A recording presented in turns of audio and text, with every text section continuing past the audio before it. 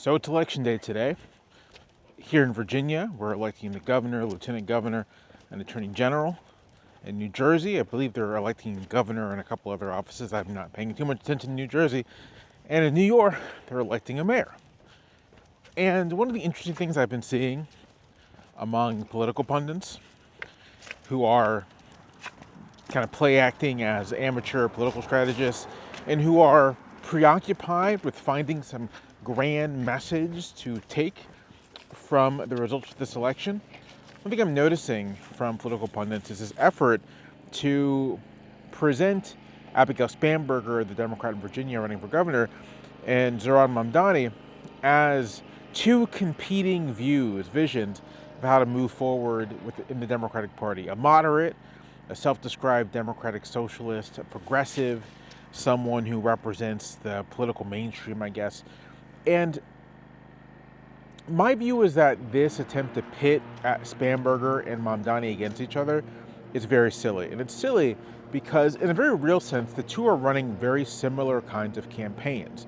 They're running campaigns primarily focused on affordability, on the material interest of the people who live in the particular area, in this case, the state of Virginia, in Mamdani's case, New York. And they are very well fitted to their respective electorates. Spanberger is very appropriate for running a statewide campaign in Virginia, someone who is broadly in line with sort of the views of the majority of voters who live in the Hampton Roads metro and the Richmond metro and the DC metro area. Very, very appropriate. And someone who isn't going to alienate the rural parts of the state too much. Very appropriate for the state. And Mamdani, likewise, very appropriate for New York City. A young person, a renter, someone who represents the 1 million Muslims who live in the city, all those things.